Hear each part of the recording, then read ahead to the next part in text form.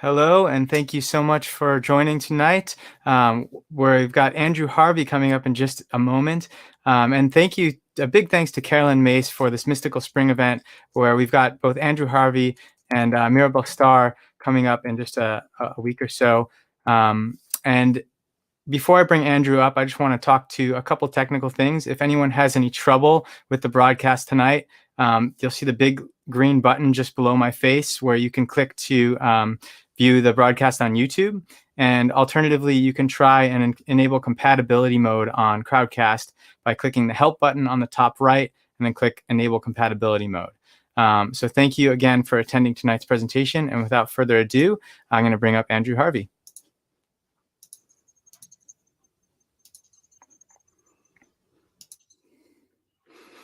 Hello, everybody.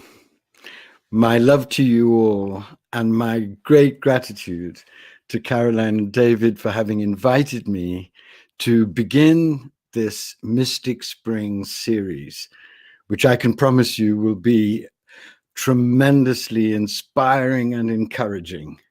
And inspiration and encouragement are what we all need in this chaotic, dangerous time. I'm going to have the honor of presenting what I believe to be the original Jesus and the original message of Jesus, the original message in its clearest and purest form, so that all of us, whether we are Christian or not, can be thrilled by its proclamation that we are all divine, that we can work with our divine powers to create a wholly new world out of the ashes of the old, and that we can, if we plunge into the glorious path that Jesus came to give us, and Jesus came to propound, be divinized in heart, mind, soul, and body, and in ourselves birth the Christ consciousness. The Christ consciousness that is the universal love, wisdom consciousness, beyond dogma, beyond religion. I want to dedicate everything that I'm about to do over these next 4 weeks to two people, to my great beloved soul sister, Carolyn Mace, whom I know you know is one of the greatest teachers on the planet, giving herself unstintingly to help us in this time, and to my great soul father, Father Bede Griffiths, who with Thomas Merton was one of the two greatest Christian mystics of the 20th century. He was a Christian, but he was open to all of the great mystical traditions, to Hinduism, to Buddhism, to the Sufi mystics of Islam, to everything, in fact, that proclaimed the eternal wisdom that, as you'll see, Jesus is such a unique and vibrant spokesman for. I want to address immediately the elephant in the room, and that is that, of course, Jesus has a terrible press because of so many of the outrages and corruptions that have flowered in the churches supposedly consecrated to his message. The Jesus that I'm going to be presenting to you never claimed to be the unique Son of God, as you will see. He never wanted, as you will see, to found a church. He came to give a path, not found a church. And his message was never about worshiping him, never about bowing before him as an unmatchable ideal, but about establishing yourself, the kind of relationship that he had found with the divine, so that you and I could, in our own unique, ragged, complex ways, start birthing that great love and wisdom consciousness that he had become one with and wanted with all his heart and all his mind and all his soul for us to become one with.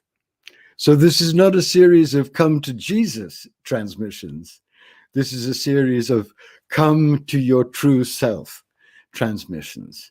And when you really hear with your whole being what I am going to proclaim to you and share with you, you will become so galvanized by the thrilling possibilities that the real teaching offers you, the thrilling possibilities of discovering within yourself the essential divine consciousness, of learning the laws that he proclaimed with such gorgeous truth and nobility and lived out with such noble and brave passion, and realizing through claiming that consciousness and following those laws just how powerful and transformatory your presence and your actions that flow from your presence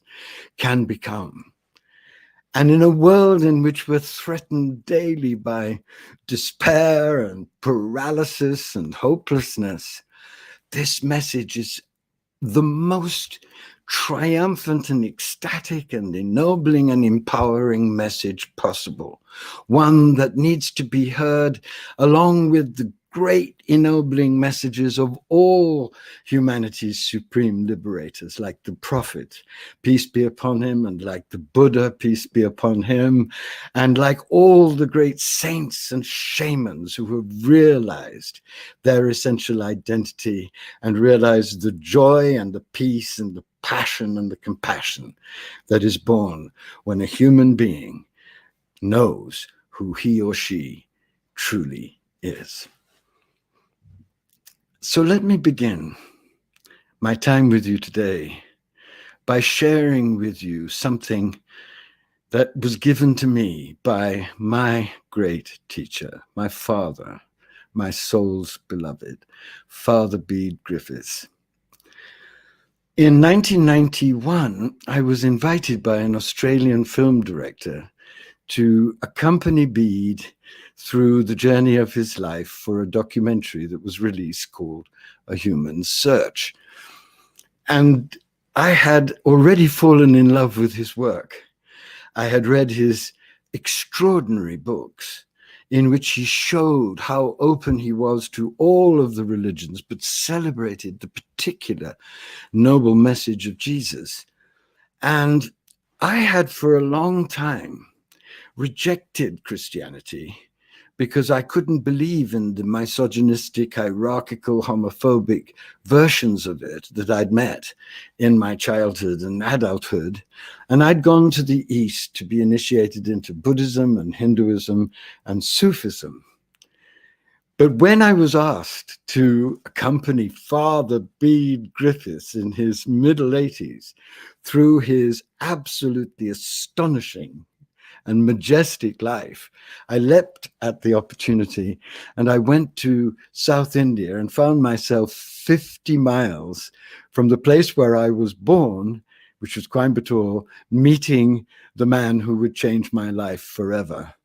Not only by what he said, which was extraordinary, as you'll discover in a minute, but by who he was.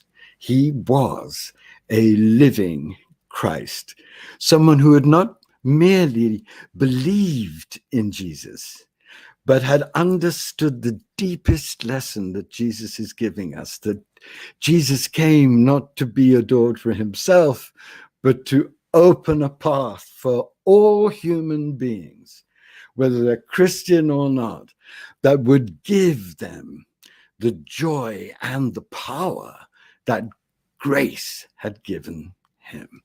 And this grace and this power and this majesty and this beauty and this presence was living in this absolutely astonishing and absolutely humble man who swept my soul into his and taught me everything that I'm about to try with very much less power to teach you.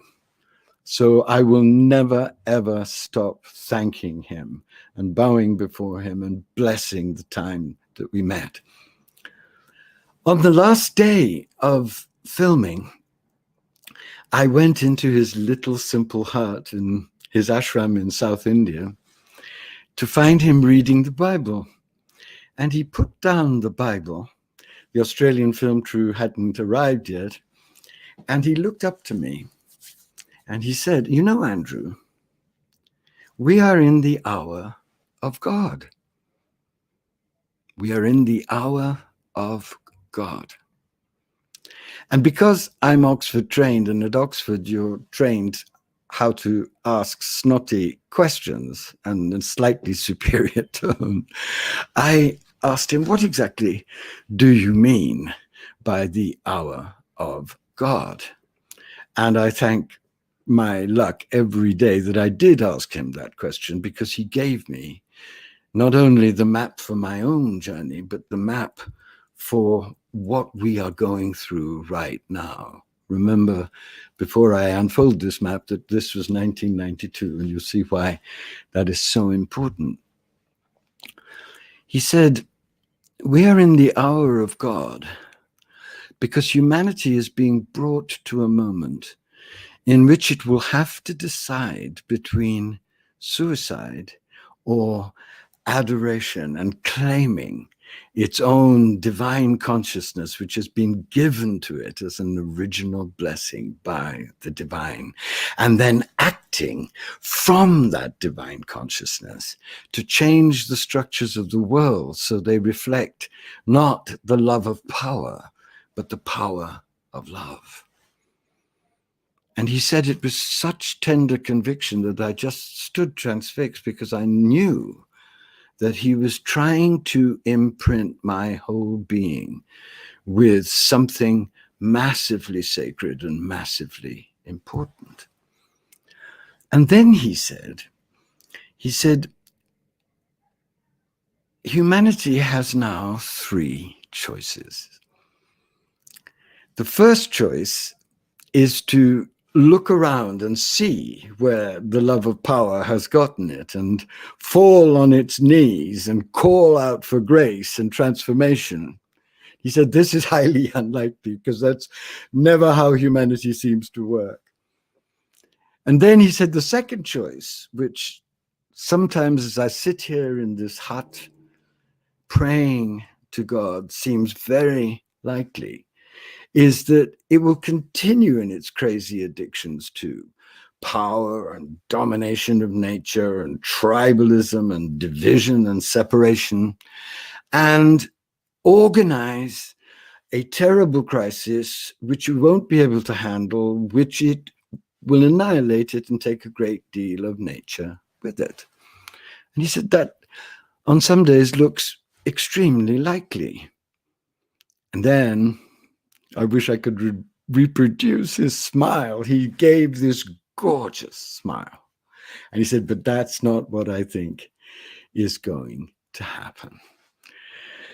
And then he said, "Andrew," and he was looking at me with his piercing gold blue eyes. He said, "Andrew, listen, what I think is going to happen is that in the next 20 years, humanity will manifest out of its craziness and hubris and greed a vast global dark night crisis. And for many people, it will seem to be the end, because it will be so immense and interconnected and seemingly insoluble.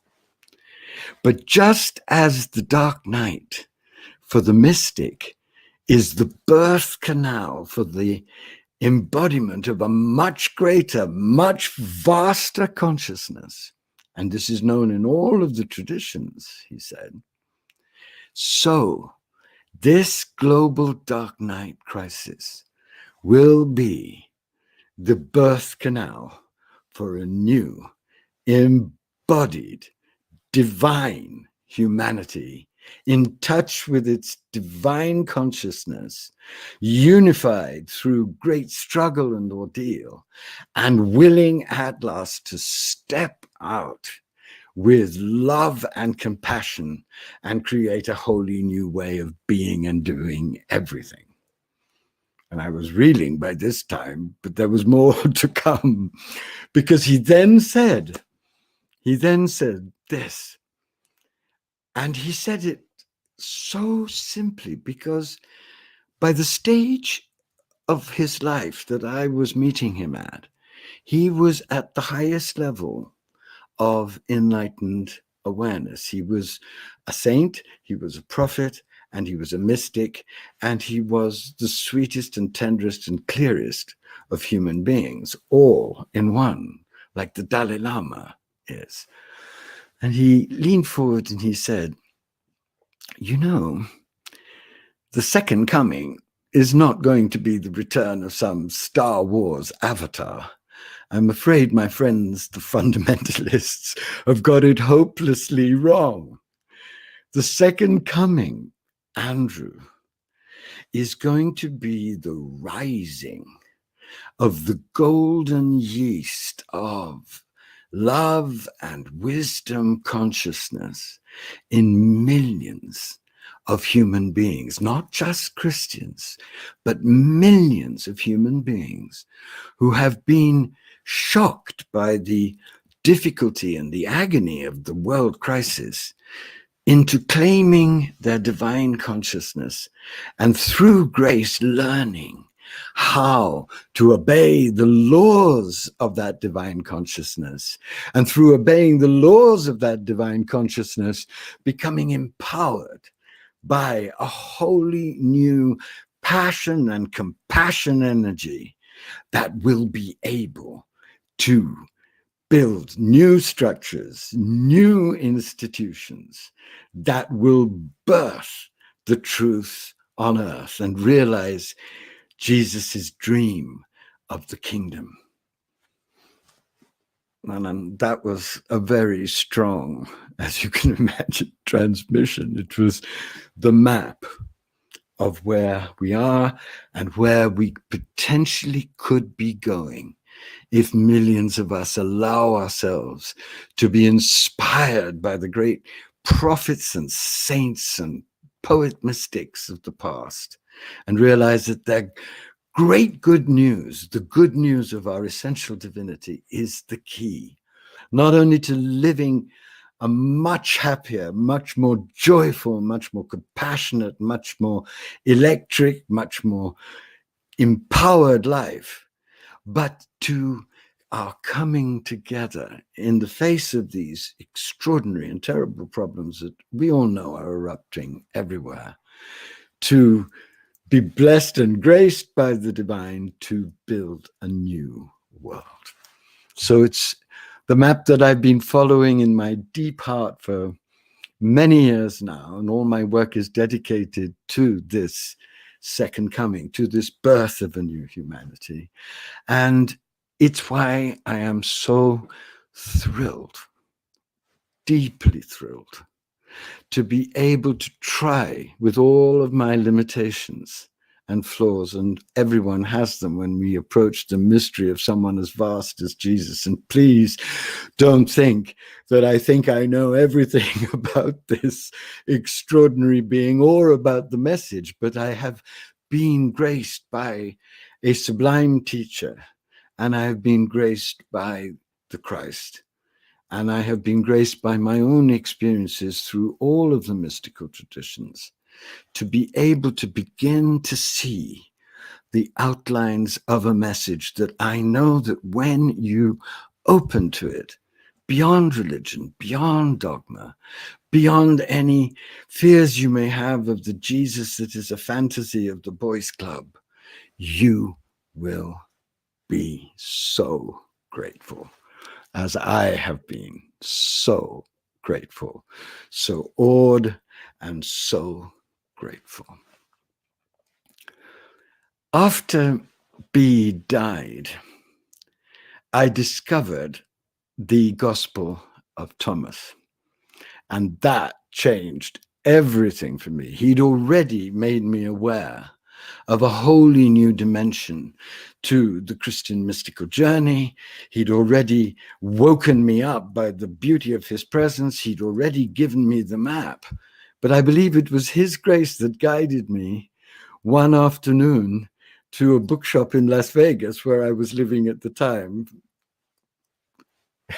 Go figure. And where I discovered a translation of the Gospel of Thomas. And I opened it at this logion, this saying. The Gospel of Thomas was discovered in 1945. And before I share that saying with you, in which Jesus speaks about himself, or rather doesn't speak about himself in ways that are electrifying, I just want to read out the paragraph that I wrote to be able to remember just the wonderfully insane and comic aspects of the discovery of the single most important discovery in Christian history since the writing of the Gospels, because it reveals a Jesus before the Gospels were written. It was probably written in 62 AD because it mentions that James, Jesus's brother, was still alive, and James died in 63. And it's probably a gospel written before the other gospels were written. So it has a very good chance of being the original Jesus message. And what's completely astonishing about the Gospel of Thomas is that he never claims at all to be the unique Son of God. There's nothing about damnation or original sin. There's nothing about the coming judgment, which is terrifying. There's only a constant, consistent transmission of everyone's divine identity, of fundamental wisdom from the source of all wisdom, the one, the eternal one, the divine light. So this is radical, gorgeous stuff, as you'll see. But let me just share with you the details of the discovery of this gospel, because they are wonderfully amusing, and then suggest something about why the discovery in 1945 was so important. In late 1945, an Egyptian peasant called, and this is a name, I wish I had a name as grand as this, an Egyptian peasant called Muhammad Ali al-Sama Muhammad Khalifa, there you are, rode his camel to the base of a cliff, hoping to find fertilizer to sell in the nearby village of Nag Hammadi. He found instead a large sealed pottery jar buried in the sand. At first he feared it might have a genie in it, because people believe in genies in that world, genies, bad spirits. And then he thought, well, maybe it will have a treasure in it. So he plucked up the courage to break it open, and he found 12 lost gospels in it, including the full version of the Gospel of Thomas. There had been fragments of the Gospel that German scholars had unearthed at the end of the 19th century, but never, ever, ever before had the whole Gospel with its 114 sayings being unearthed. Wow. He then decided that he would keep these Gospels to himself, because he thought, well, they're probably valuable, and he wanted to sell them in the antiquities market at Cairo. And he did eventually, and he got a very small sum for them. And over the years, they found their way to scholars in Cairo and Europe and America. And then, of course, the various churches got hold of this discovery and postponed the release of the translations for almost 50 years. So, because they were quite clearly scared out of their minds by the Jesus that was presented in them. And now I'm going to read you the logion that I read on that unforgettable afternoon in a Las Vegas bookstore. This is the logion. So I put on my glasses, my Oxford glasses, and share it with you. Oh, just hear this with your whole being, and so much will change. It's Logion 13, and it's in an edition that I had the honor of being series edit for. And it was by the great scholar Stefan Davis, and you can find it in Skylight Illuminations, Skylight Path, which is a publishing firm, for the price of a decent breakfast. It's worth it. Number 13, page 15. This is a revolution. Jesus asked his disciples, he's always asking questions to the disciples, and they always answer rather stupidly, which makes him really open it up. Jesus asked his disciples, make a comparison. What am I like? Simon Peter replied, you are like a righteous messenger. Matthew replied, you are like an intelligent lover of wisdom. Thomas replied, teacher, I cannot possibly say what you are like. Jesus said to Thomas, and listen, I am not your teacher. You have drunk from and become intoxicated from the bubbling water I poured out. Jesus took Thomas, and they withdrew. And Jesus said 3 things to him. And when Thomas returned to the other disciples, they asked him, what did Jesus tell you? And Thomas replied, if I tell you even one of the things that he told me, you would pick up stones and throw them at me, and fire would come out of those stones and burn you up.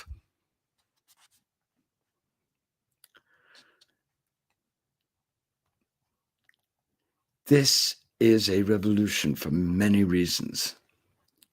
The first reason is that when Thomas says, I don't have any idea what you are, I cannot possibly say what you are, Jesus clearly recognizes that Thomas is coming into the recognition of his own divine consciousness, which is the whole point for the Jesus of the Gospel of Thomas, for him being on the earth, to be someone who didn't want to be worshipped for himself, but whose presence and whose teachings and whose example could awaken divine consciousness in us, and so take us to the next level of our evolutionary destiny. And he could see by the reverence and the radiant confusion of Thomas that he was getting close.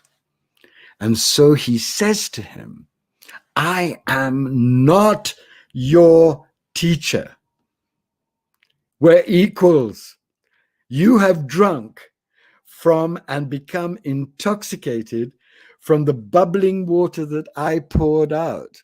I came to pour out the water, but you drank it, and now you are seeing and knowing and feeling what I see and know and feel.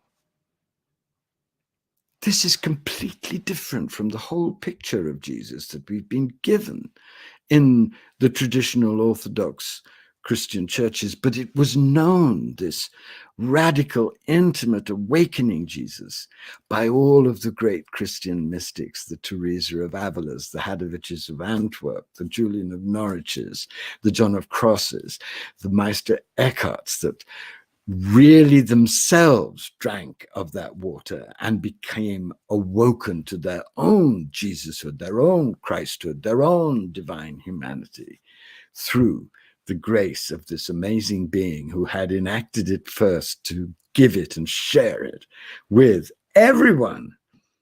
And then he takes him away from the others, because this is getting very intense, and perhaps too intense for Peter and Matthew, who answered quite decently, but very far from the truth. And then Jesus said 3 things to him. 3 things. And I'm going to just summon up whatever courage I have and whatever instruction I got from Bede and from being his beloved and for him being mine, and just say what I believe those 3 things were. And I hope I'm not struck by lightning, because this is quite a brave thing to do. But I think at this stage of my journey and at this stage of my exploration of the great Christian mystics who all came to understand in their own way these 3 things, I do begin to have the right to share what I'm about to share with you. The first thing I believe that Jesus said is that now you know what I know. That divine consciousness lives at the core of you and is your essential identity. So you know something utterly amazing, which is the destiny of every single human being to know. And that is that you are essentially deathless, eternal, and divine. And it's the same message in the Upanishads. It's the same message in different words of the Buddha. It's the same message that the great Sufi mystics are saying. It is the eternal message. That's the first thing. The second thing I believe that Jesus said to Thomas is that if you evolve that divine consciousness through deep prayer, humble meditation, constant loving service of all beings, all human beings, whatever their creed or caste or sexuality or political affiliation, and all created things, all animals, if you serve all beings from that divine love, that divine wisdom, that divine compassion, what will happen to you is something extraordinary. You've seen me heal the sick. You've seen me walk on water. You've even seen me raise the dead. And this has astounded you and made you and all of the others project all kinds of specialness on me and uniqueness in me. But that isn't actually true. Because when you do that work of evolving your own divine consciousness in the ways I've described to you, you will become so extraordinarily empowered through grace with miraculous powers, and they will radiate humbly from you in ways that will not only make the divine plain to people so that they will catch fire, but that will give you the transformative, non-violent power to do what I'm doing, which is to stand up to injustice, to the crazy, deforming structures that have been created out of the love of power, and change them so that this world becomes the mirror of the heart mind of the divine, a place not of pain and of suffering and of cruelty and of meanness and of unbelievable mad greed, but a world that radiates compassion and justice for all sentient beings. A world where the order of wisdom and divine love is enshrined in new institutions, new arts, new sciences, and a world in which all human beings will live in kingdom consciousness, in the truth of eternal reality. That's the second thing he said, I believe. And the third thing was even more outrageous, but goes straight to the heart of the fullness of the glory of the message and the practice of Jesus. And this is something that I'll be exploring in my 4th transmission. Look, because it was something that I was taught by Bede, because he was living this. The 3rd thing that he said was that, look, once you discover that you have divine consciousness as your birthright, as original blessing, and once you discover that through evolving it, you're given powers that you don't use in any way for yourself, but to infuse other people with joy and to gather people into the courage to change the structures of the world that are oppressing them and limiting them and putting them down.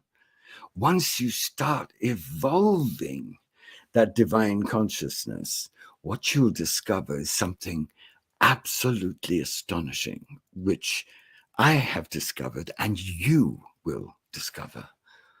And that is, as that evolution continues, the divine light will pour into you and will transform your mind into a mind that is the servant of absolute truth, of the laws of absolute truth, will transform your heart into a universal, cosmic, compassionate heart. And this is known, of course, in the Tibetan tradition, which calls it the heart of the Bodhisattvas, same heart, universal heart, loving heart, all beings blessed by that heart. And this light will go down into the cells of your body and start altering those cells and the structures of your body so that your body becomes slowly divinized, and you will come, as I have come, into the unified field of organic reality, one with the eternal light, one with all that it manifests, every stone, every flea, every banana, every person, every animal, and one with your whole transformed being, one transfigured being. And this message was actually received by many of the Christian mystics who were transfigured in the way that I'll be describing in the 4th transmission. Imagine hearing that message for the first time.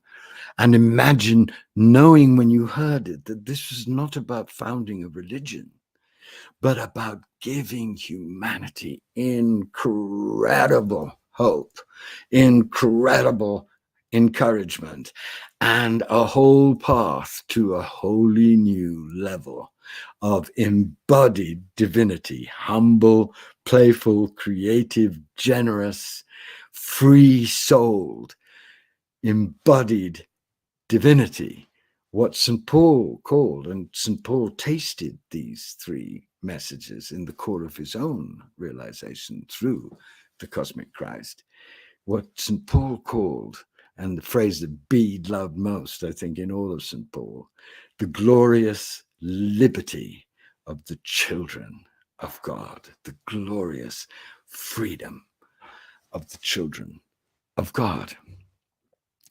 And so now you know why Thomas didn't tell the disciples this, because they weren't ready. And the church hasn't been ready, but we're ready, because the time has come for these 3 truths of essential divinity, of the powers to change everything that can be born from evolving that essential divinity, and of the transfiguration of the whole being into an embodied divine human being offered to all people. The time for that message has come, because this is the unprecedented threshold of evolutionary ordeal, which will either wipe us off the face of the earth, as Bede said, or galvanize us into really claiming the truth that all of the greatest masters and saints and shamans and illumined beings have given us, but nobody has given us with quite the intensity and nobility and passion to live them out that Jesus had. And not to be worshipped for himself, but to bring us all into the embrace of amazing opportunity and possibility. Yeah. That changes everything when you even begin to glimpse it. And that's all I can claim to have done. I do know that those three truths are real, but I am far, far from embodying them completely. And one of the things that Bede made clear to me, and it's one thing that I really want to make clear to all of you, because otherwise I'd be deeply irresponsible in sharing this sacred information, is that you cannot progress on this gorgeous path except on your knees. You have to stay always humble because there's always more. Bede said to me, he said one afternoon as we were walking through the trees near his hut, he said, and he had an English gentleman's voice, he said, the world of God, you know. He'd say things like this, totally simple, but totally amazing. He said, the world of God is a world of endless expansion. And that's wonderful in one way, but the condition of it is that you always stay on your knees. You always know that whatever you know, whatever you've been graced to understand, there's so much more. You need to learn how to unknow all you think you know so that you can receive the next astonishing piece of information that will be given you only if you remain profoundly humble. Humble towards everyone, humble towards yourself because you contain infinite possibilities, and above all, humble before the divine. So with that said, I'd like to plunge into what Jesus meant by kingdom consciousness. This is the key to Jesus's whole transmission. One of the things that I hope, if there is a heaven or another, I believe there is, of course, other realms, but I hope that when we get there, if we've been faithful servants of truth, we'll be able to find out is what happened to Jesus between the ages of 12 and 29 when he erupts on the scene, seemingly fully fledged as a divine messenger, as a divine prophet, as a giver of these three truths to those who could hear them, especially now that we have them in the Gospel of Thomas. And they radiate in different ways throughout the Gospel, as I'll be sharing with you. We don't know where he went or what he did. Wouldn't it be amazing to know? What we do know is that Jesus came in with a teaching on kingdom consciousness that is very little like what the Christian commentators and the Orthodox Boys Club has proclaimed. And one of the completely astonishing, actually mind-shattering, heart-shattering, soul-erupting things about the Gospel of Thomas is that we have in Logion 3, Logion is a Greek word for saying, we have in Logion 3 Jesus's fullest and most radical and most amazing transmission on this kingdom consciousness. Clearly, Jesus saw, as you and I can see, when we awaken, the whole world bathed in the glory of the divine light. Everything he saw and knew as, like the quantum physicists are now revealing, crystallized light energy. One light, innumerable manifestations, all crystallized light energy, so all soaked with transcendence while being immanent, while being here, while being particular, while being precise. This is the magic of God. And this magic was not unique to Jesus. This is what the Buddha meant when he talked about Indra's net and about reality being like diamonds whose facets reflect all the facets of all of the other diamonds. It goes on and on. This is what Rumi meant in many of his greatest poetry when he describes reality as being entirely blessed and sanctified, every part of it, because it describes what you are graced to see when you have cleaned the mirror of your heart and divine reality can show you how amazingly sacred and holy this creation is. No need for heaven elsewhere. No need for other realms. This world, when you see it with the eyes of awakened love, is already holy beyond imagining. And this is what William Blake meant when he said, holy, holy, holy. Everything is holy. To see eternity in a grain of sand. And awakening to this consciousness is why we're here. Awakening to this revelation of the entire world, the whole creation, all of humanity, all animals, all stones, all fleas, all bananas being saturated by divine light is why you and I are on the earth. And millions of people throughout time have seen this. But Jesus had a very particular interpretation of this experience, which makes him one of humanity's most profound revolutionaries. And you hear it in this amazing Logion. So listen up. This is exciting and gorgeous stuff, and it shall thrill you.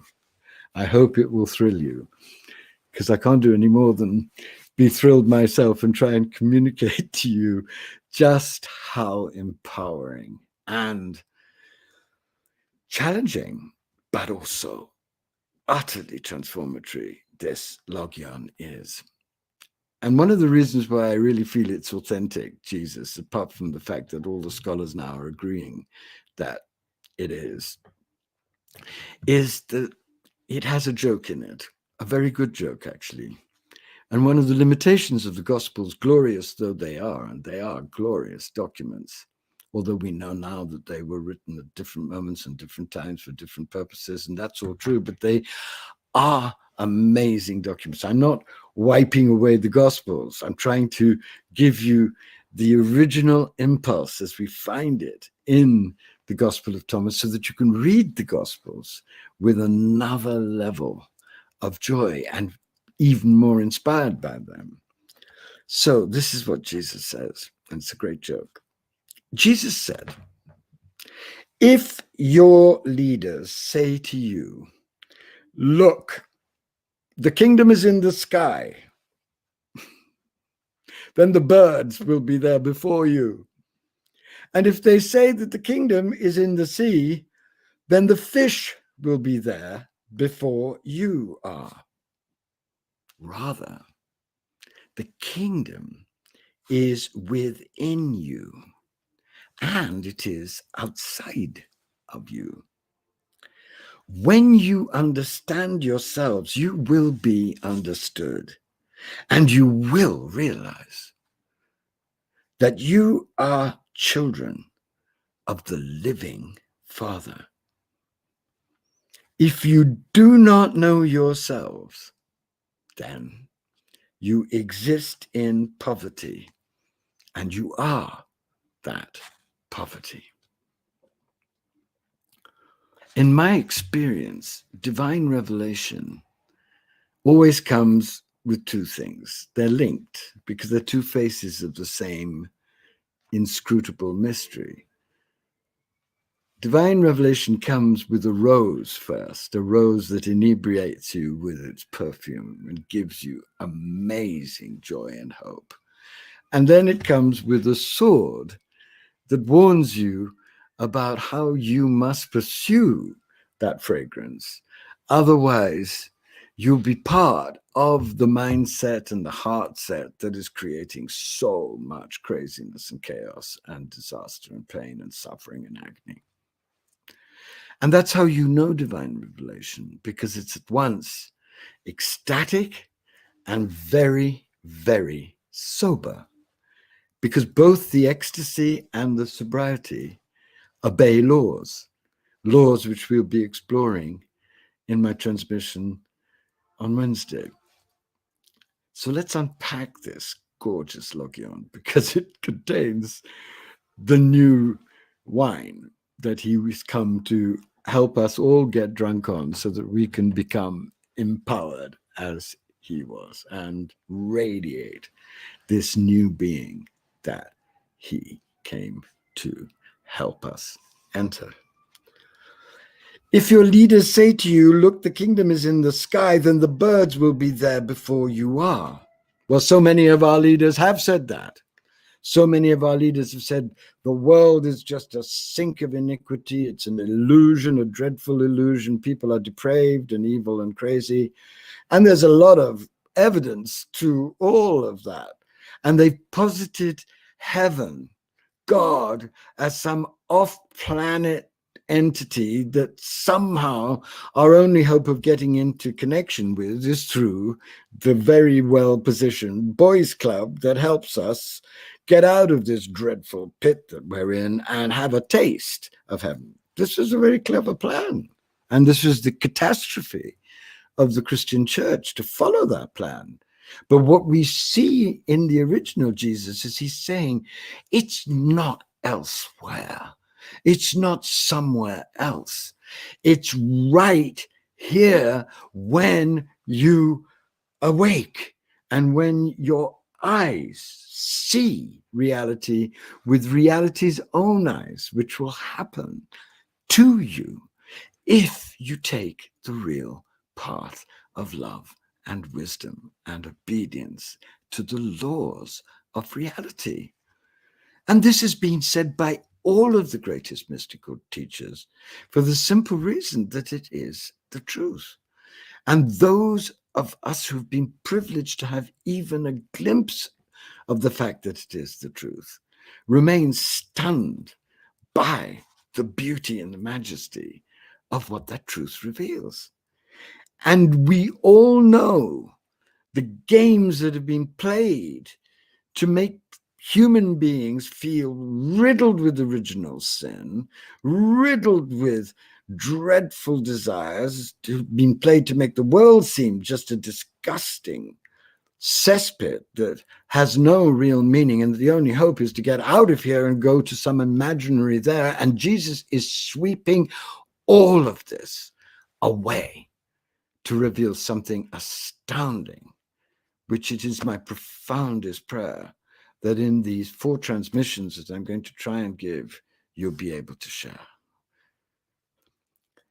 Look, the kingdom is in the sky, they say. Then the birds will be there before you are. If they say the kingdom's in the sea, and they, of course, they make up whatever they need to keep in power, they say that the kingdom is in the sea, then the fish will be there before you are. So don't believe that. Don't believe those games. Wipe away those hierarchies and those elites and those structures. They aren't telling you the truth. And then he gives us the truth that the great Vedic seers proclaimed, that the Buddha knew, that all of those who awaken to this truth know. He said, the kingdom is within you. And this is what is said in Luke. But something new and really important is added in Gospel of Thomas. And that's the next phrase. And it is outside of you. What does this mean? And you can spend, I wish I could spend 3 transmissions trying to unpack it, because it's a very important clue to the absolute originality in many ways of Jesus. The kingdom is inside you because each human being, and this has been known by all the wisdom traditions, has original blessing of divine consciousness as their birthright. And the whole point of the mystical paths of all the religions is to awaken you to that. But Jesus is saying that's not enough. That's a marvelous beginning. But when you wake up to your divine consciousness, you realize that it is in everybody and it's in everything. Everything is the crystallized manifestation of that divine consciousness. And this means that you don't just pursue your path for yourself alone. You go on this path and discover that it's a path of responsibility, of relationship, of service, of putting what you discover in yourself, the beauty and the radiance and the laws of interrelationship and the laws of justice and the laws of compassion towards everything, into action to transform the world into a living mirror of the divine. So there's a passive aspect to kingdom consciousness, this amazing discovery that you have divine consciousness as your original birthright, and there's an active component, which Jesus stressed with unique intensity in his life. Jesus' life is saying to anyone who wants to hear, it's wonderful to wake up. Please wake up and discover you are divine.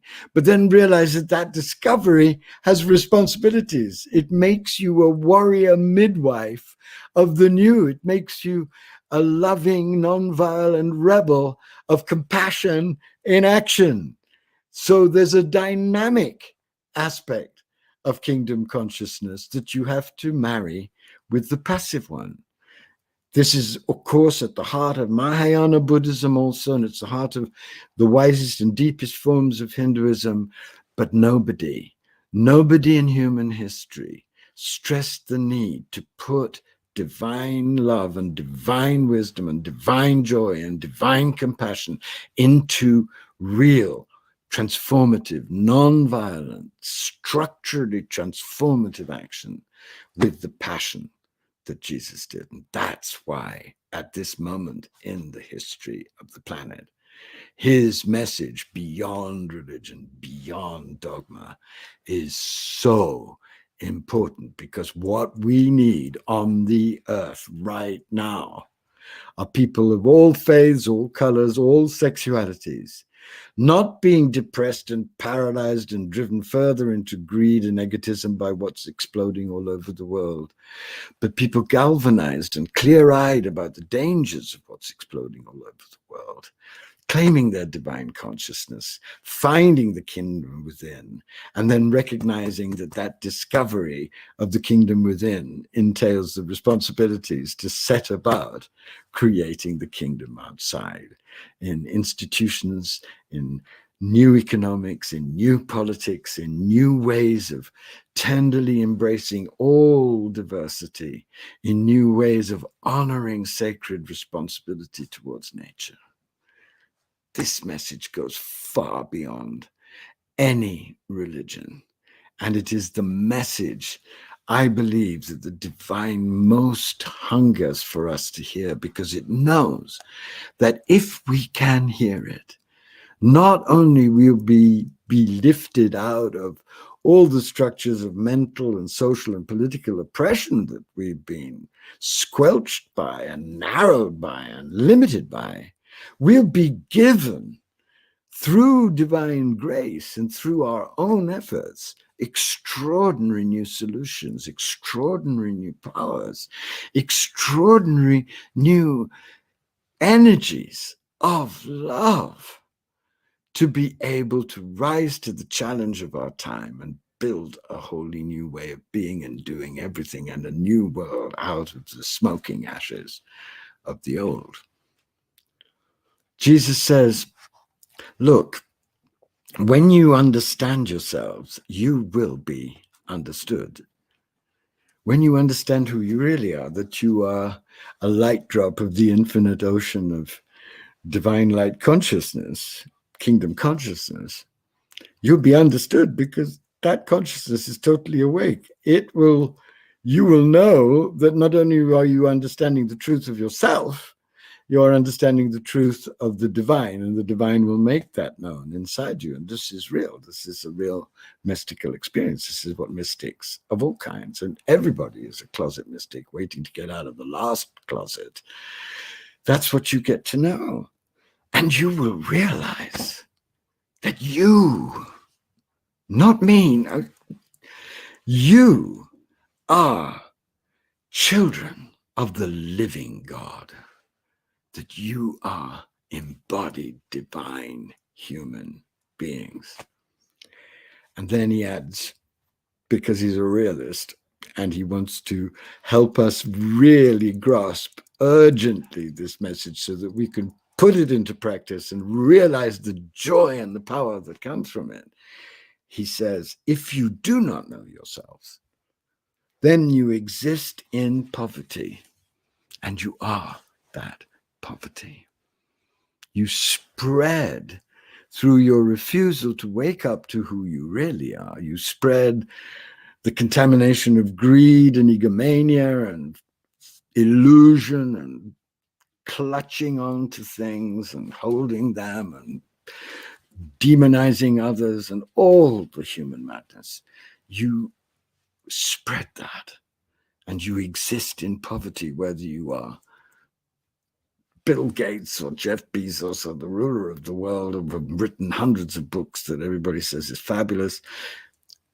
None of that matters. The only thing that matters on this earth is coming to know the glory of who you really are, and of then putting that glorious revelation into humble, wise, compassionate, urgent, transformative action to build the kingdom here in time on earth. Thank you from the bottom of my heart for listening.